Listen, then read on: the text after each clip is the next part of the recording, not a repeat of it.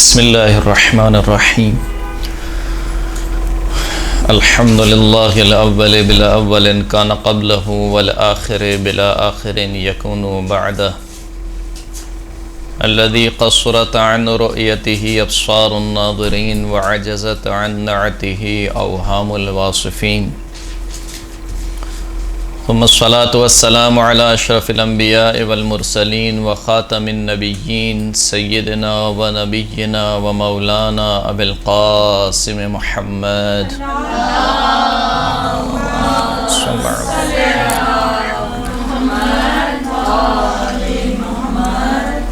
وعلى آله الطيبين الطاهرين المعصومين الذين أذهب الله عنهم الرجس وطهرهم تطهيرا. صلى على محمد واللعنة الدائمة على أعدائهم من يوم ظلمهم إلى قيام يوم الدين. أما بعد، فقد قال الله سبحانه وتعالى في كتابه المجيد والفرقان الحميد وهو أصدق الصادقين وقوله الأحسن. بسم الله الرحمن الرحيم. ومن يعمل سوءا أو يظلم نفسه ثم يستغفر الله يجد الله غفورا رحيما. صلاة پڑھیں محمد و آل محمد.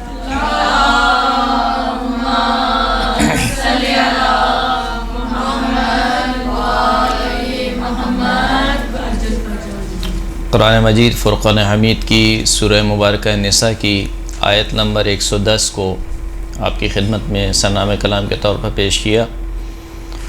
ارشاد رب العزت ہو رہا ہے کہ وَمَن يَعْمَلْ سُوءًا، جو کوئی بھی کسی برائی کا ارتکاب کرے، کوئی برا کام کرے، او یظلم نفسہ، یا پھر اپنے نفس پر ظلم کر بیٹھے،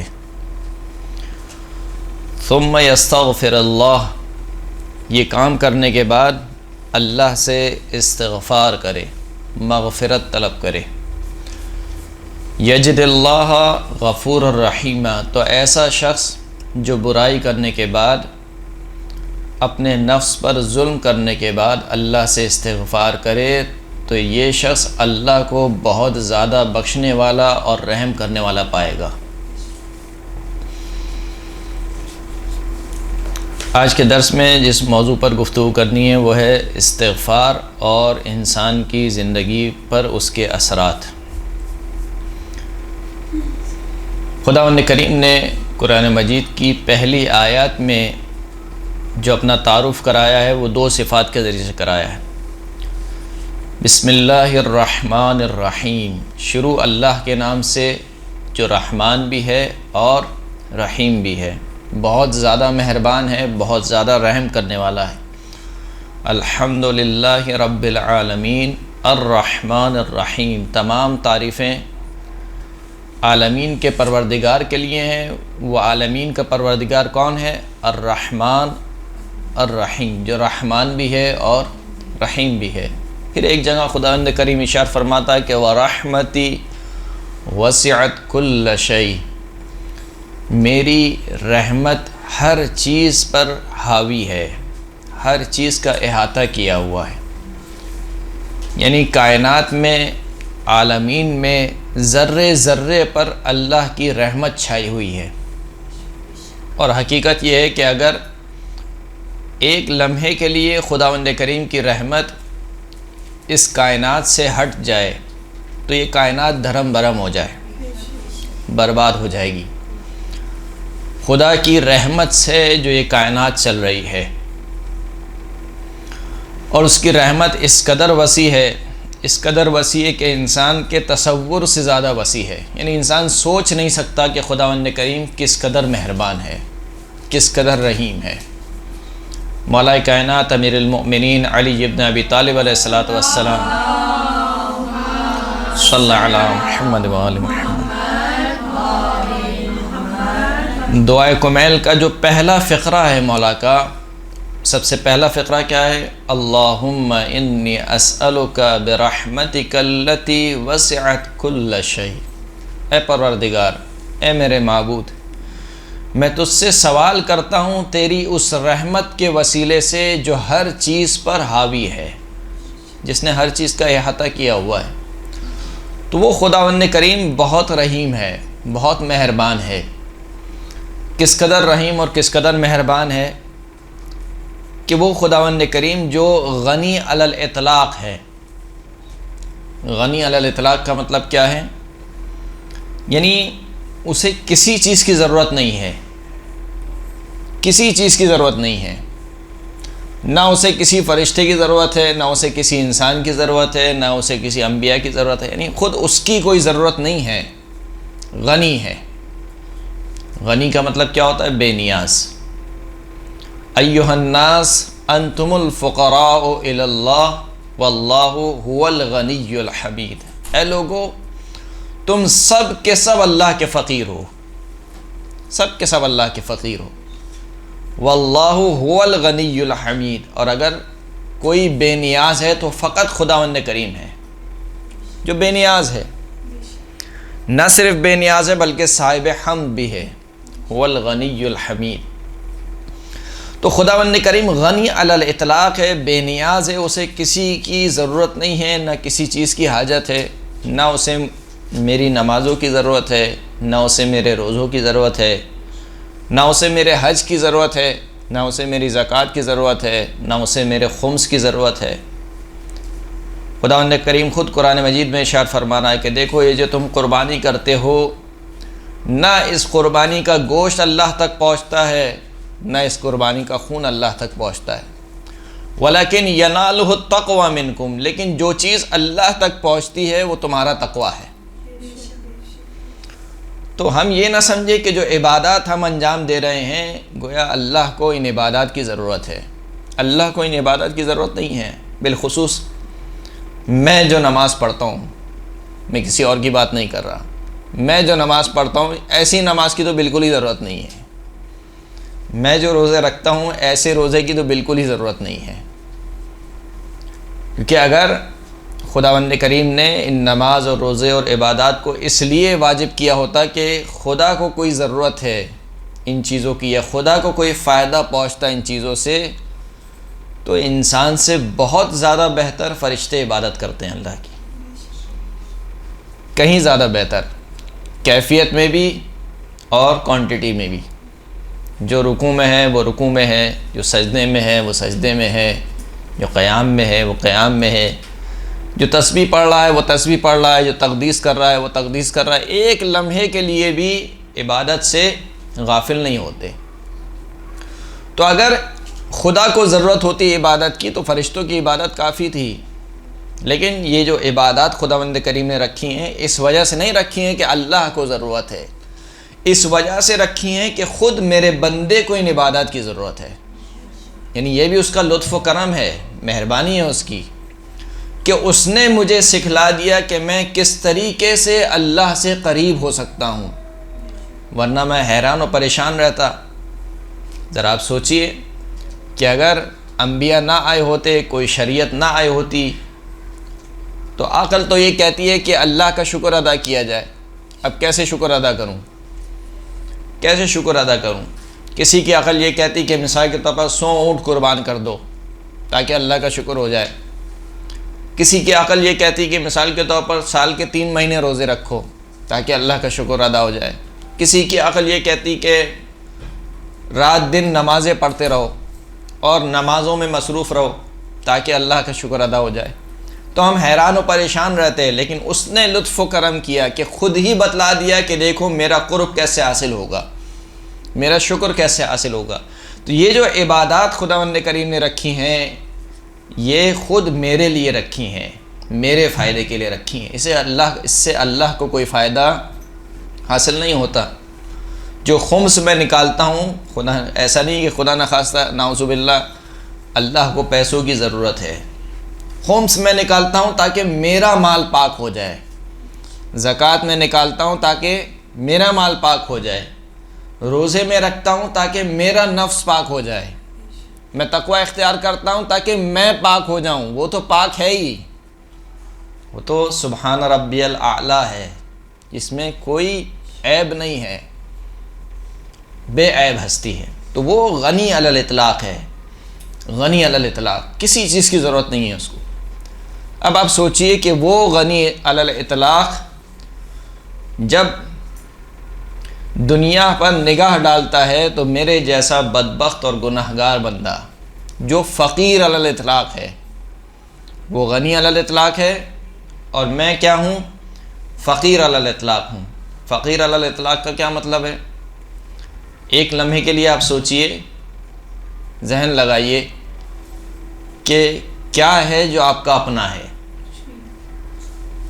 کیا ہے جو آپ کا اپنا ہے؟ سوچئے ذرا، کیا ہے جو آپ کا اپنا ہے؟ کچھ بھی تو نہیں ہے۔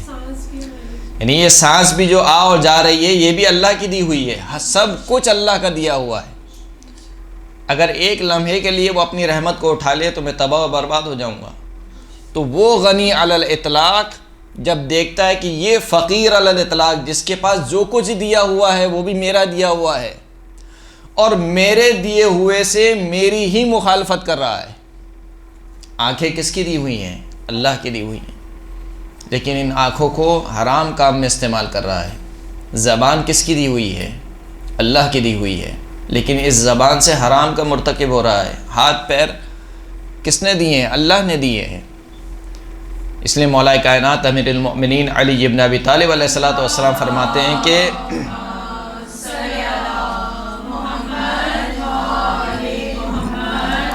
کم از کم خدا کی دی ہوئی نعمتوں سے خدا کی معصیت نہ کرو۔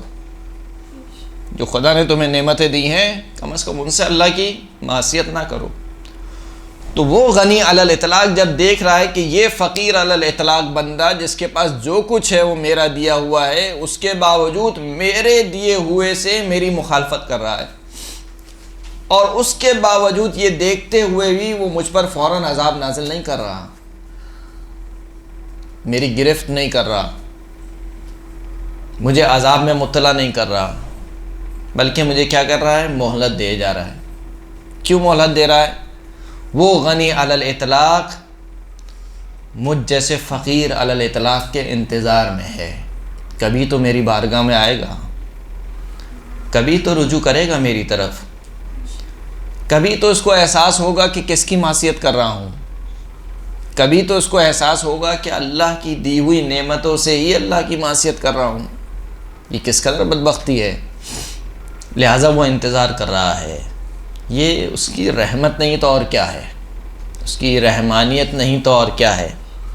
اس لیے خداوند کریم ارشاد فرماتا ہے کہ لو یؤاخذ اللہ الناس بظلمہم ما ترک علیہا من دابہ ولکن یؤخرہم الی اجل مسمی۔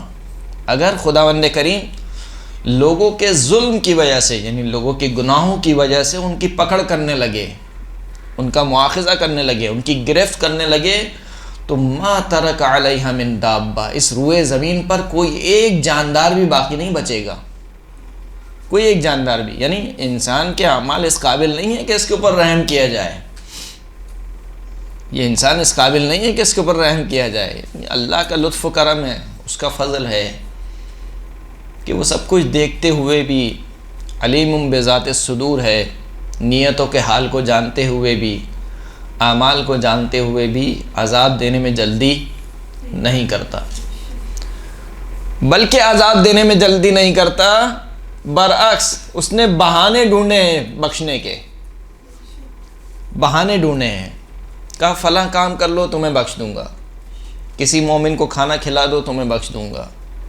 کسی مومن کو ایک گلاس پانی پلا دو تمہیں بخش دوں گا، ماں باپ کی طرف محبت بھری نگاہ سے دیکھو تمہیں بخش دوں گا۔ یعنی چھوٹے چھوٹے اعمال، چھوٹے چھوٹے اعمال، چھوٹے چھوٹے اذکار، بہانے تلاش خداوند کریم نے رکھے ہیں کہ شاید اس بہانے سے میری طرف آ جائے۔ کتنے بہانے ہیں، بالخصوص ماہ رجب، رجب کا مہینہ۔ ویسے تو سال کے 12 مہینے میں اللہ کی رحمت ہم پر حاوی ہے، برس رہی ہے، لیکن یہ جو 3 مہینے ہیں، رجب، شعبان اور رمضان، ماہ مبارک رمضان، یہ وہ 3 مہینے ہیں کہ جس میں کہنا چاہیے کہ خدا کی رحمت کا سمندر جو ہے وہ جوش مارتا ہے۔ رجب سے جوش مارنا شروع ہوتا ہے اور ماہ رمضان میں اپنے پیک پر ہوتا ہے۔ یعنی ماہ رمضان کا تو کوئی حساب ہی نہیں ہے کہ خدا کی رحمت کس قدر جوش مارتی ہے۔ اب رجب کا مہینہ مثال کے طور پہ کہا کہ بھائی پورا مہینہ روزہ نہیں رکھ سکتے، ایک روزہ رکھ لو، یعنی ماہ رجب میں ویسے تو پورا مہینہ روزہ رکھنا کیا ہے، مستحب ہے، ثواب بیان ہوا، 2 روزے رکھو گے اتنا ثواب، 3 روزے رکھو گے اتنا ثواب، 4 روزے رکھو گے اتنا ثواب، 7 روزے رکھو گے یہ ثواب، 8 روزے رکھو گے یہ ثواب، پورا مہینہ روزے رکھو گے یہ ثواب۔ کہا نہیں، اگر پورا مہینہ روزہ نہیں رکھ سکتے، ایک دن روزہ رکھ لو خالی۔ چھٹے امام جعفر صادق علیہ الصلوۃ والسلام صلی اللہ علیہ محمد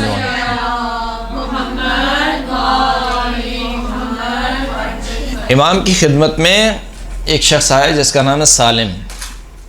سالم کہتا ہے کہ رجب کا مہینہ تقریباً گزر چکا تھا لیکن کچھ ایام ابھی باقی تھے، تو مجھ سے امام نے کیا کہ اے سالم، کیا اس مہینے میں روزے رکھے ہیں؟ تو جواب میں سالم نے کہا کہ یا ابن رسول اللہ، خدا کی قسم ایک روزہ بھی نہیں رکھا، ایک روزہ بھی نہیں رکھا۔ امام نے جواب دیا کہ لقد فاتک من ثوابک ما لا يعلم مبلغہ الا اللہ، تجھ سے وہ ثواب محروم ہو گیا کہ جس کی انتہا سوائے اللہ کے اور کوئی نہیں جانتا۔ یعنی ماہ رجب میں روزہ رکھنے کا ثواب، اس کی انتہا کیا ہے سوائے اللہ کے، اللہ جانتا ہے بس اس کی ثواب کی انتہا کیا ہے۔ تو بہرحال جب یہ جملہ سنا تو پشیمان ہوا، کہا کہ مولا ابھی تو رجب میں کچھ ایام باقی ہیں، اگر ابھی کچھ روزے رکھ لوں تو کچھ تھوڑا بہت ثواب مل جائے گا۔ امام نے فرمایا کہ اگر جو شخص ماہ رجب کے آخر میں، اب یہ آخر چل رہا ہے تقریباً، آج کون سی تاریخ ہو گئی؟ 21 رجب ہے، یعنی آخری عشرہ ہے، جو شخص آخر میں ایک دن روزہ رکھ لے خالی، فقط ایک دن، کان لہو امانا من سکرات الموت، ایک روزہ موت کی سختی سے بچا لے گا۔ ایک روزہ صرف موت کی سختی سے نہیں، وحول المطلع، برزخ کے عذاب سے بچا لے گا، ومن عذاب القبر، قبر کے عذاب سے بچا لے گا۔ تو یہ بہانہ نہیں تو اور کیا ہے، ایک روزے پہ خداوند کریم کہہ رہا ہے کہ میں بچا لوں گا، یعنی وہ خداوند کریم تو انتظار میں ہے کہ کسی طریقے سے میری طرف آ جائے۔ ان بہانوں میں سے ایک بہانہ ہے استغفار، انسان کیا کرے؟ استغفار کرے۔ جب آپ استغفار کا لفظ سنتی ہیں تو فوراً سے ایک اور لفظ آپ کے ذہن میں آتا ہے، وہ کیا ہے؟ توبہ۔ استغفار اور توبہ، کیا یہ دونوں ایک ہی چیز کے دو نام ہیں، استغفار اور توبہ، یا نہیں استغفار الگ ہے اور توبہ الگ ہے؟ الگ ہے۔ اچھا، توبہ یہ ہے کہ ہم جو گناہ کر رہے ہیں اس سے بچیں، صحیح، اور پھر استغفار کریں۔ وہ گناہ سے بچنا تو تقوی ہو گیا۔ مطلب 6 چیزیں مولانا نے بتائی تھیں کہ جب تم صحیح گناہوں سے بچنا چاہتے ہو تو وہ 6 چیزیں تو سب مجھے یاد نہیں ہیں، لیکن انہوں نے کہا تھا کہ ان سے بچو تو پھر توبہ کرو۔ صحیح۔ در واقع قرآن مجید میں جو آیات آئی ہیں ان سے پتہ چلتا ہے کہ استغفار اور توبہ دو الگ الگ چیزیں ہیں۔ جیسے کہ جناب ہود نے اپنی قوم سے کہا کہ استغفروا ربکم ثم توبوا الیہ، اے میری قوم اپنے رب سے استغفار کرو پھر کیا کرو؟ توبہ کرو۔ اس کا مطلب ہے کہ استغفار الگ ہے اور توبہ الگ ہے، اور یہ تقریباً 2-3 آیت میں اس طریقے سے آیا ہے۔ استغفار کیا ہے اور توبہ کیا ہے؟ استغفار غفرہ سے نکلا ہے۔ غفرہ کے معنی ہوتے ہیں چھپا لینے کے، ڈھانپ لینے کے۔ عربی میں کہا جاتا ہے کہ مثال کے طور پر سفید کپڑے پر اگر سیاہ دھبا لگ جائے تو کہا جاتا ہے کہ میں نے اس کپڑے کو رنگوا لیا تاکہ وہ سیاہ دھبا کیا ہو؟ چھپ جائے۔ تو فقط اغفر ثوبہ، یعنی اس نے اپنے کپڑے کو چھپا لیا، رنگ کو چھپا لیا، چھپا لینے کو بولتے ہیں غفرہ۔ استغفار یعنی اللہ سے یہ طلب کرنا، خدایا تو مجھے اپنی رحمت کے سائے میں چھپا لے، تو مجھے اپنی رحمت کے ذریعے سے ڈھانپ لے، یہ ہے استغفار۔ استغفار ایک دعا ہے، استغفار ایک ذکر ہے۔ کیسی دعا ہے؟ امام جعفر صادق علیہ الصلوۃ والسلام ارشاد فرماتے ہیں صلی اللہ علی محمد وآل محمد، فرماتے ہیں کہ ان الاستغفار من اجمع الدعاء، استغفار جامع ترین دعاؤں میں سے ایک دعا ہے۔ جامع ترین کا کیا مطلب ہے؟ جب آپ دعا مانگتے ہیں تو دو چیزیں آپ کے مد نظر ہوتی ہیں، وہ کیا؟ ایک یہ کہ آپ کی دنیا بھی سنور جائے اور آپ کی آخرت بھی سنور جائے۔ استغفار وہ چیز ہے کہ جس سے دنیا بھی سنور جاتی ہے اور اس سے آخرت بھی سنور جاتی ہے۔ اس وجہ سے استغفار کو کیا کہا گیا؟ جامع ترین دعا۔ خیر الدعاء الاستغفار، سب سے بہترین دعا کیا ہے؟ استغفار ہے۔ تو استغفار ایک دعا ہے، استغفار ایک ذکر ہے۔ توبہ کیا ہے؟ توبہ نہ دعا ہے نہ ذکر ہے۔ توبہ نہ دعا ہے نہ ذکر ہے، بلکہ مکلف کا ایک فعل ہے، یعنی عمل ہے، مکلف کا ایک عمل ہے۔ جب مجھ سے نعوذ باللہ کوئی گناہ سرزد ہو جائے تو واجب ہے کہ میں فوراً سے دو کام واجب ہیں، فوراً سے نادم ہو جاؤں، جو کام مجھ سے سرزد ہو گیا ہے اس پر ندامت کا اظہار کروں، یعنی ایک کیفیت میرے دل میں پیدا ہونی چاہیے جو ندامت والی کیفیت ہو، پشیمانی والی۔ دوسرا، مصمم ارادہ کروں کہ آئندہ دوبارہ یہ گناہ نہیں ہوگا۔ ان دو چیزوں کا نام توبہ ہے۔ اس کے علاوہ اور کوئی چیز توبہ نہیں ہے۔ یعنی بس اوقات کچھ مطالب ہمارے یہاں اس طریقے سے پیش کیے جاتے ہیں کہ مکلف یہ سمجھتا ہے کہ اب تو بڑا سنگین کام ہو گیا ہے توبہ کرنا، حالانکہ خدا نے بہت آسان رکھا ہے توبہ کو بہت آسان رکھا ہے۔ خیر اتنا آسان بھی نہیں رکھا ہے جتنا ہم سمجھ رہے ہیں، لیکن بہرحال جیسے کہ اشارہ ہوا، مولا کائنات کے سامنے ایک شخص استغفر اللہ کہہ رہا تھا، تو مولا نے کہا کہ کیا تو جانتا ہے کہ توبہ کیا ہے؟ 6 چیزوں کا نام لیا کہ یہ 6 چیزیں جب تک نہیں ہوں گی اس وقت تک توبہ مکمل نہیں ہوگی۔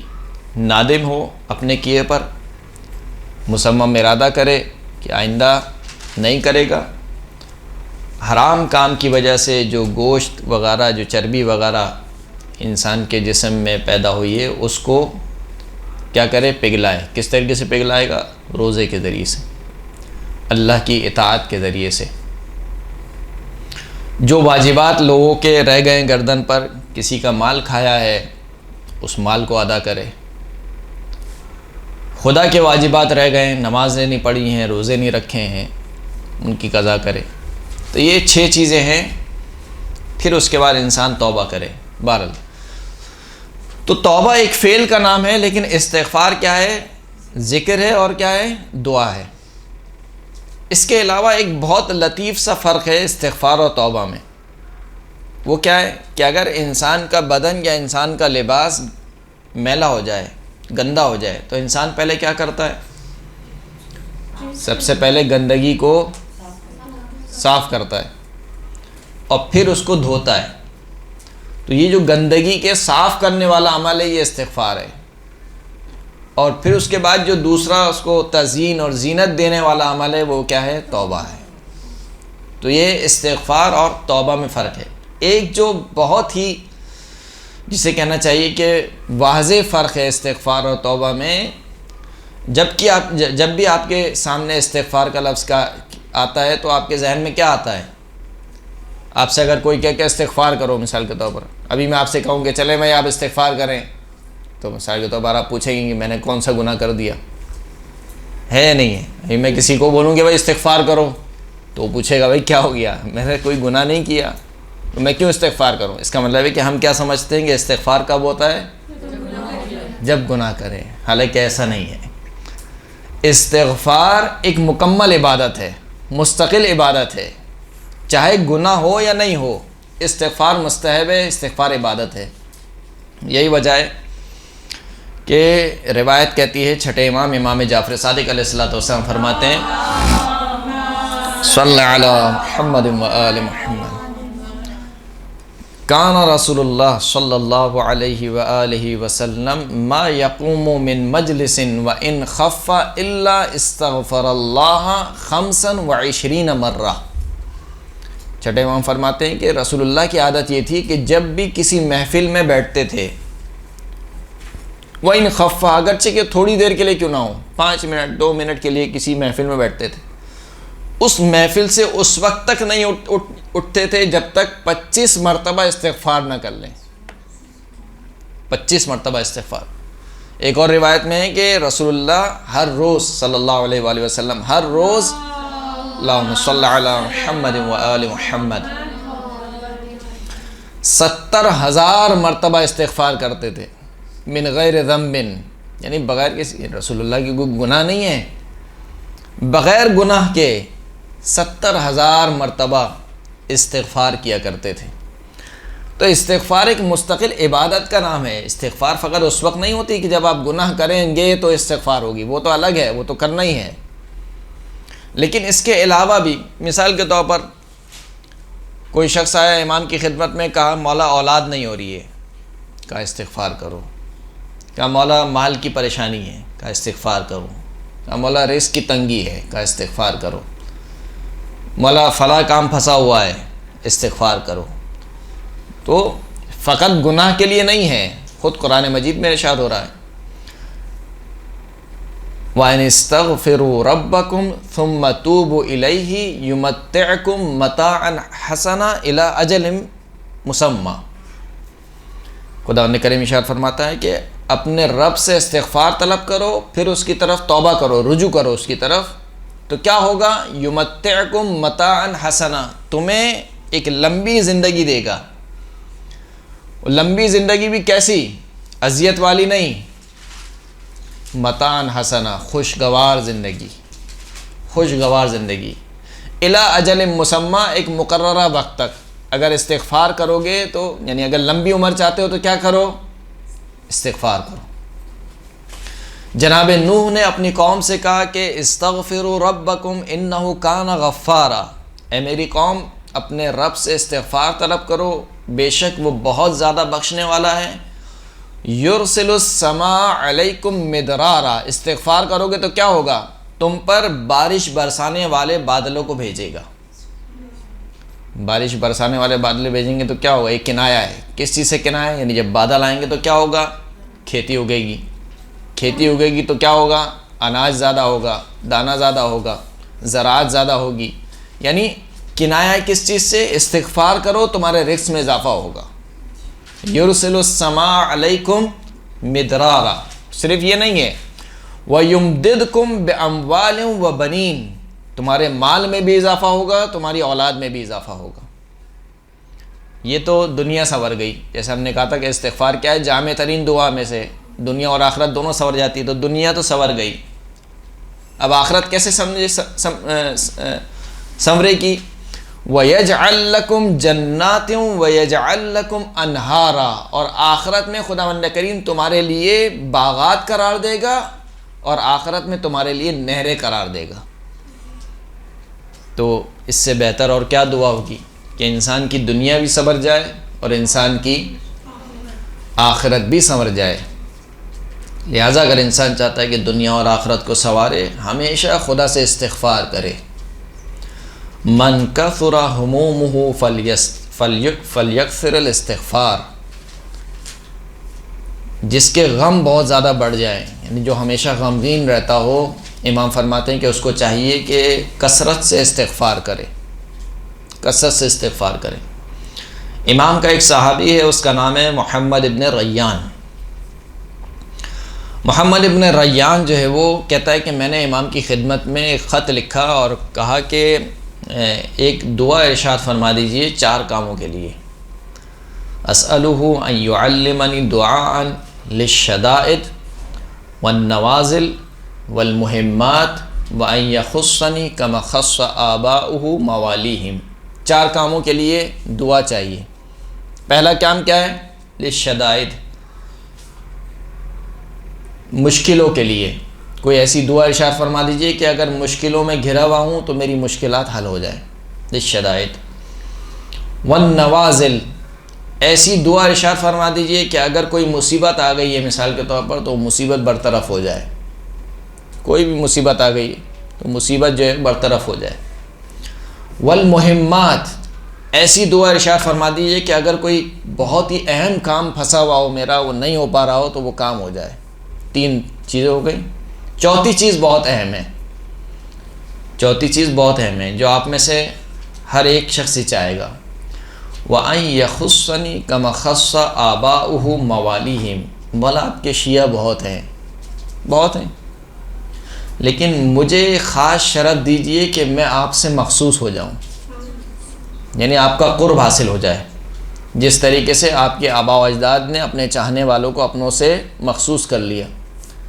تو 4 کام ہیں۔ کون کون سے کام ہیں؟ پریشانی دور ہو جائے، مصیبت برطرف ہو جائے، اہم کام جو ہو وہ جو ہے وہ اہم کام انجام پا جائے، اور آپ کا قرب حاصل ہو جائے، آپ سے مخصوص ہو جاؤں۔ 4 کام۔ امام نے جواب میں کیا کیا لکھا؟ جواب میں امام نے لکھا کہ الزم الاستغفار، پابندی سے استغفار کرو، 4 چیزیں مل جائیں گی۔ پابندی سے استغفار کرو، اس کا مطلب یہ کہ استغفار فقط اس وقت نہیں کیا جاتا جب انسان سے گناہ ہو جائے، فقط اس وقت نہیں کیا جاتا، بلکہ کوئی بھی انسان کی پریشانی ہو، استغفار ایک جسے کہنا چاہیے کہ مجرب عمل ہے۔ آج کل بالخصوص خواتین جو ہے وہ عملیات کے پیچھے زیادہ ہوتی ہیں، کوئی ایسا عمل مل جائے، کوئی ایسا عمل، کوئی تعویذ، کوئی ایسی دعا مل جائے، چھوٹی سی دعا امام نے ارشاد فرمائی، کہا استغفار کرو، استغفار، استغفر اللہ، بیٹھے ہوئے ہو کہتے رہو استغفر اللہ، بس استغفار ہو رہی ہے۔ تو کہا 4 کام چاہتے ہو تو یہ ایک دعا ہے 4 کاموں کے لیے۔ اسی طریقے سے امام علی رضا علیہ الصلوۃ والسلام، اللہم صلی علی محمد، امام کے صحابی نے بھی امام سے کہا کہ وہ ان کو امام ایک ایسی دعا ارشاد فرما دیں کہ اذا قلتہ کنت معکم فی الدنیا والآخرہ، مولا ایسی دعا ارشاد فرما دیجئے کہ جب وہ دعا پڑھوں تو میں دنیا میں بھی آپ کے ساتھ ہوں، آخرت میں بھی آپ کے ساتھ ہوں۔ اس سے بڑھ کر اور کیا چاہیے انسان کو؟ دنیا میں بھی امام کے ساتھ ہو، آخرت میں بھی امام کے ساتھ ہو۔ امام نے جواب میں لکھا کہ اکثر تلاوت ان انزلنا، اگر یہ کام چاہتے ہو کہ دنیا اور آخرت میں ہمارے ساتھ ہو تو ان انزلنا یعنی سورہ قدر کی کثرت سے تلاوت کرو۔ وَأَرْتِبْ شَفَتَيْكَ بِالْإِسْتِغْفَارِ، دوسرا کام یہ کرو کہ اپنے ہونٹوں کو استغفار سے تر رکھو۔ کیا مطلب اپنے ہونٹوں کو استغفار سے تر رکھو؟ یعنی ہمیشہ استغفار کرتے رہو، استغفار ہمیشہ۔ ویسے تو استغفار کے لیے کچھ مخصوص اوقات ذکر ہوئے ہیں روایت میں، جیسے سحر کا وقت ہے، المستغفرین بالاسحار قرآن مجید میں بھی آیا ہے، جو سحر کے وقت اللہ سے استغفار طلب کرتے ہیں۔ سحر کا وقت کون سا ہوتا ہے؟ جس وقت ہم سحری کھاتے ہیں، جی، صبح صادق سے پہلے کا جو وقت ہوتا ہے وہ سحر کا وقت کہلاتا ہے۔ سحر کے وقت استغفار کرنا، یعنی یہ جسے کہتے ہیں کہ استغفار کو بوسٹ کر دیتا ہے۔ استغفار کسی بھی دن میں کبھی بھی آپ کریں وہ اپنا اثر دکھائے گی، لیکن اس ٹائم پہ زیادہ اثر ہوگا استغفار کا۔ اسی طریقے سے فجر کے بعد، نماز فجر کے بعد استغفار کرنا، نماز عصر کے بعد استغفار کرنا۔ روایت کہتی ہے کہ جو شخص نماز عصر کے بعد استغفار کرے 70 مرتبہ تو خداوند کریم اس کے 700 گناہ معاف کر دیتا ہے، 700 گناہ۔ اور عجیب روایت ہے کہ اگر اس کے خود کے گناہ نہ ہوں تو اس کے ماں باپ کے گناہ معاف کر دیتا ہے، اور کہ اگر اس کے ماں باپ کے گناہ نہ ہوں تو اس کے بہن بھائیوں کے گناہ معاف کر دیتا ہے، کہ اگر بہن بھائیوں کے بھی گناہ نہ ہوں تو پھر رشتہ داروں کے گناہ معاف کر دیتا ہے، کہ رشتہ داروں کا بھی گناہ نہ ہو تو پڑوسیوں کے گناہ معاف کر دیتا ہے۔ یعنی اس سے بڑھ کر خدا کی رحمت اور کیا ہوگی؟ تو یہ کچھ مخصوص اوقات بھی ذکر ہوئے ہیں، لیکن استغفار فقط ان اوقات سے مخصوص نہیں ہے۔ سرکار ختمی مرتبت حضرت محمد مصطفیٰ صلی اللہ علیہ وآلہ وسلم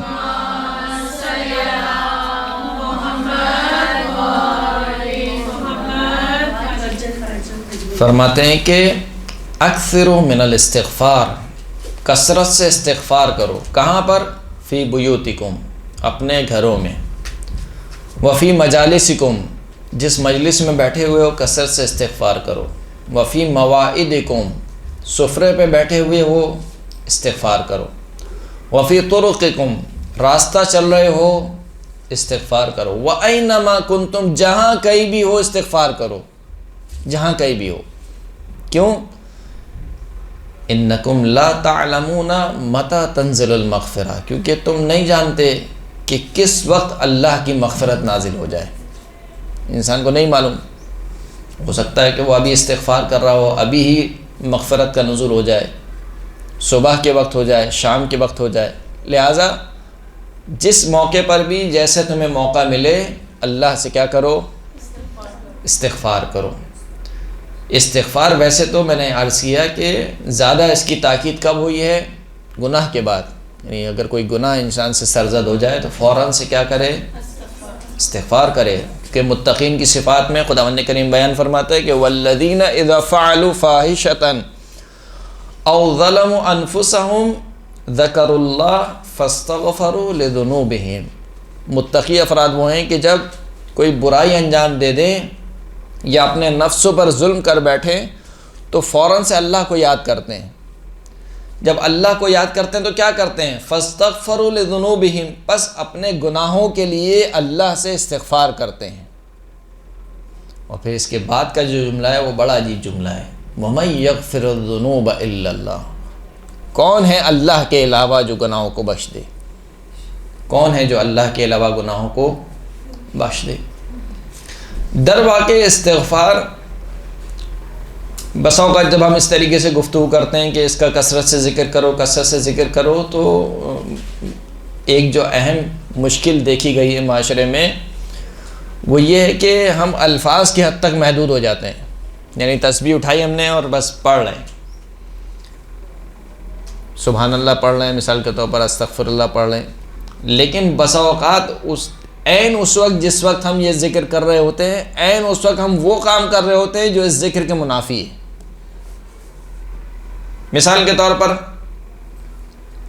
زبان سے کہہ رہا ہوں کہ استغفر اللہ, لیکن آنکھیں مثال کے طور پر چل رہی ہیں گناہوں میں. کیا مثال کے طور پر زبان سے کہہ رہا ہوں استغفر اللہ, لیکن کان میں مثال کے طور پر گانا چل رہا ہے؟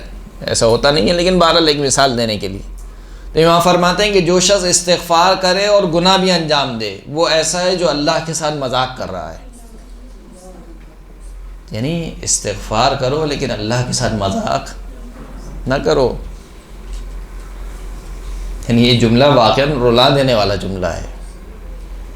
یہ انسان اللہ کے ساتھ مذاق کر رہا ہے, اللہ کے ساتھ استغفار بھی کر رہا ہے اور اللہ کی معصیت بھی کر رہا ہے.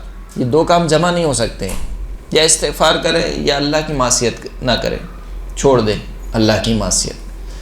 تو اس استغفار کا جو معنی ہے اس کو اپنی زندگی میں پیدا کیجیے.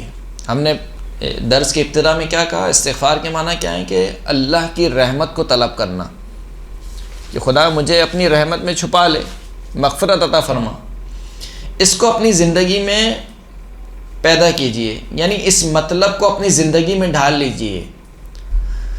گویا معصوم یہ فرمانا چاہ رہے ہیں کہ دیکھو ایک لمحے کے لیے بھی یہ نہ سمجھو کہ تم اللہ سے جدا ہو کر زندہ رہو گے, تم اللہ سے جدا ہو کر شاد و آباد رہ سکتے ہو. ایک لمحے کے لیے بھی یہ فکر تمہارے وہم و گمان میں نہیں آنی چاہیے. تم لمحہ لمحہ محتاج ہو کس کے؟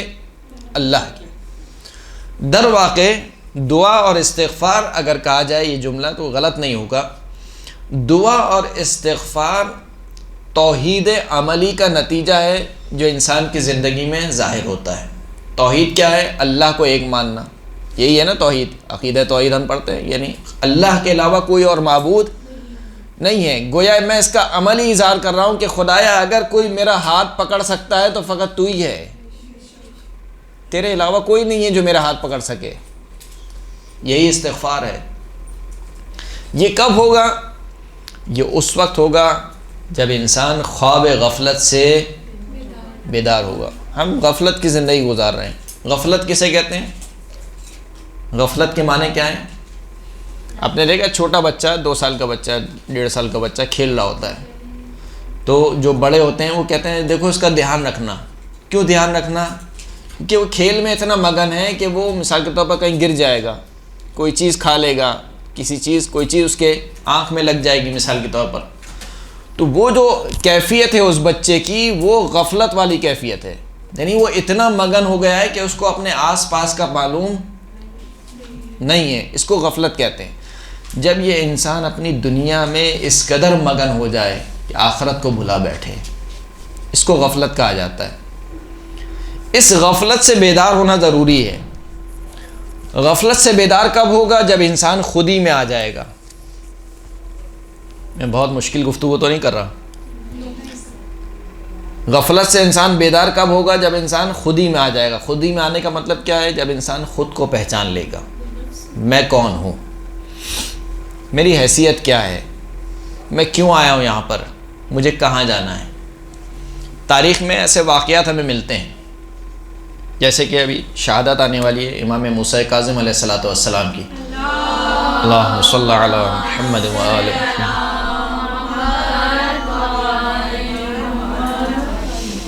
امام کا گزر ہوا ایک گھر کے پاس سے، اس گھر سے آواز آ رہی تھی کس کی؟ ساز و سواز، گانوں کی آواز آ رہی تھی۔ امام نے دق الباب کیا تو ایک کنیز نکل کر آئی، تو کنیز سے امام نے پوچھا کہ جو تمہارا مالک ہے وہ کون ہے، آزاد ہے یا غلام ہے؟ تو کنیز نے کہا کہ وہ آزاد ہے۔ کہاں آزاد ہے؟ جبھی یہ گناہ کی محفل و شراب میں مست ہے، شراب کے نشے میں مست ہے، اللہ کی معصیت میں مست ہے۔ اگر غلام ہوتا تو اس کی یہ حالت نہیں ہوتی۔ وہ کنیز پلٹ گئی، دوبارہ چلے گئی۔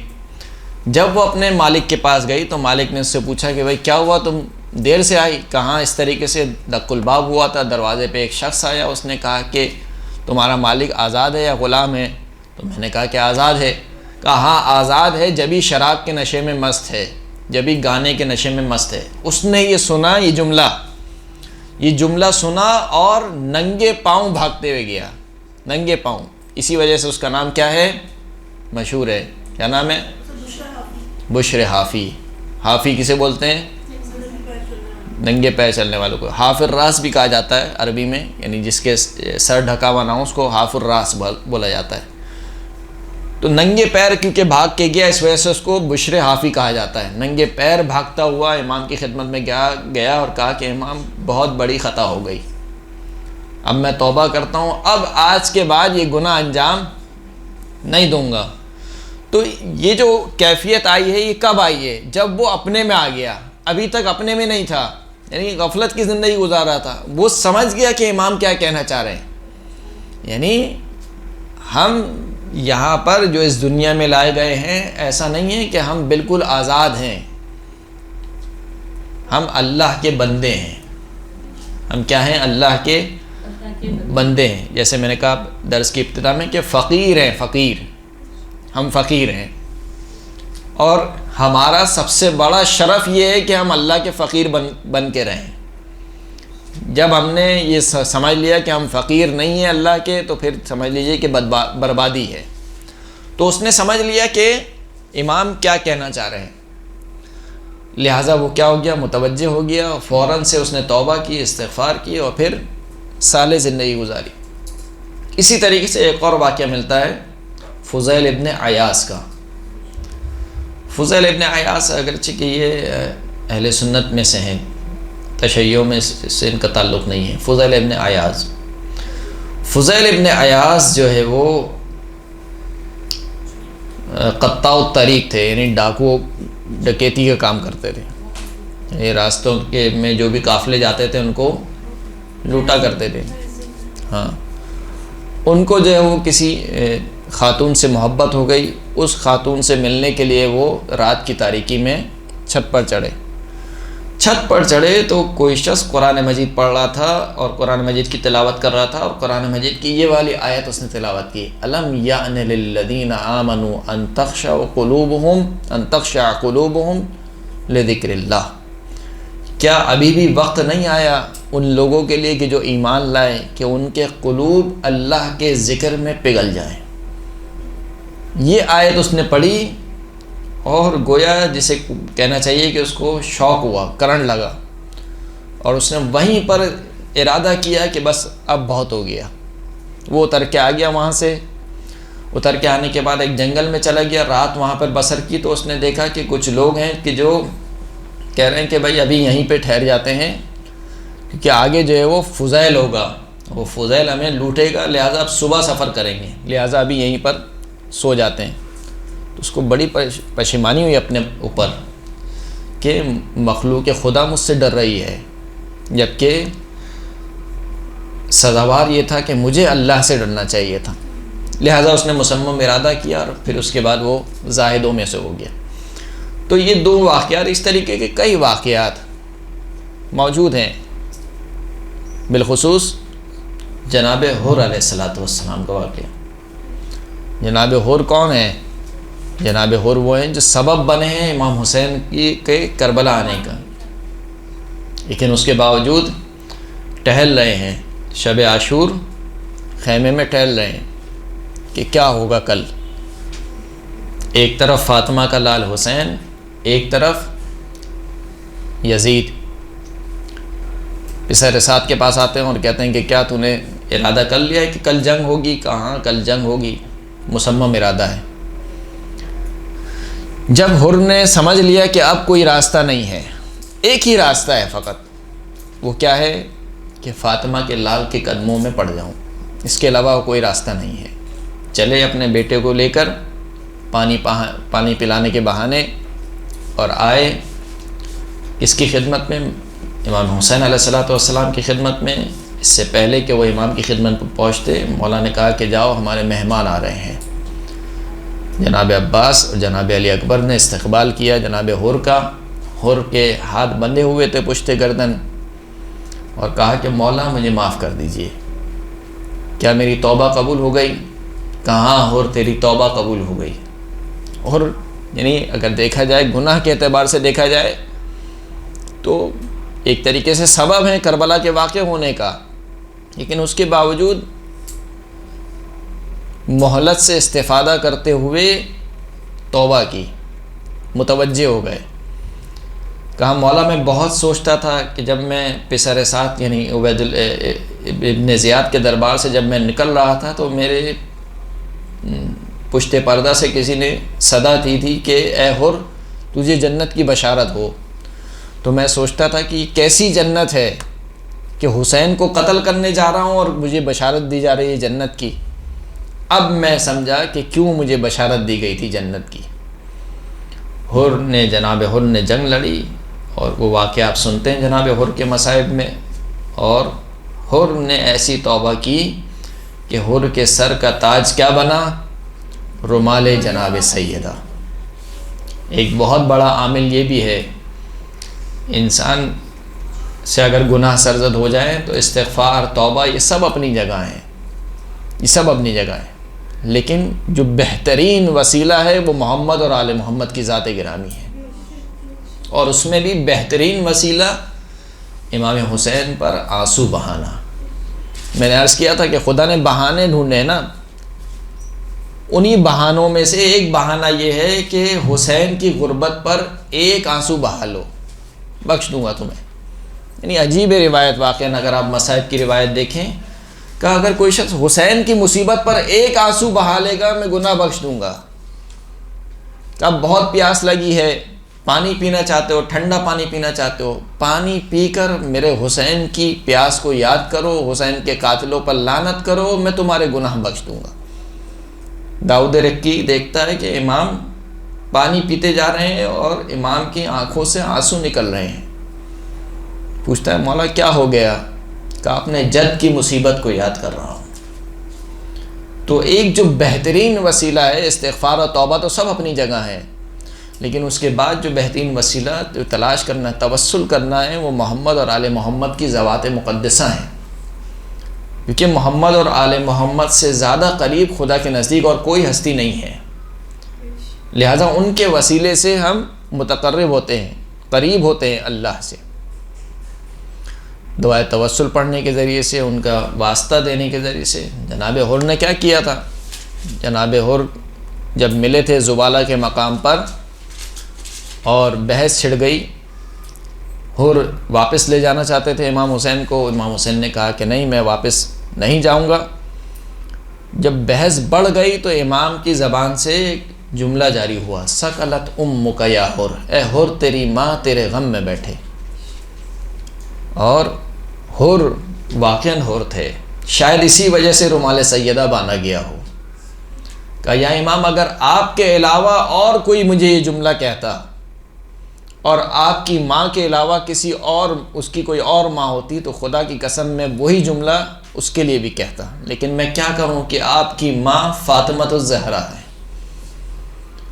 بی بی کا احترام، بی بی سے محبت، بی بی سے الفت، حر کو لے آئی کہاں پر؟ امام حسین کے در پر۔ خداوند کریم سے دعا ہے کہ ہم سب کو ویسی زندگی گزارنے کی توفیق عطا فرما کہ جیسی محمد اور آل محمد اور آل محمد کی پیروی کرنے کی توفیق عطا فرما۔ خدایا ان ہستیوں کے وسیلے سے جو گناہ ہم سے سرزد ہو چکے ہیں خدایا ان سے درگزر فرما، ہمارے مرحومین کے گناہ کبیرہ و صغیرہ سے درگزر فرما۔ خدایا محمد اور آل محمد کے صدقے میں قائم آل محمد امام مہدی عجل اللہ تعالی فرجہ شریف کے ظہور میں تعجیل فرما۔ آخر الدعوانا الحمدللہ رب العالمین۔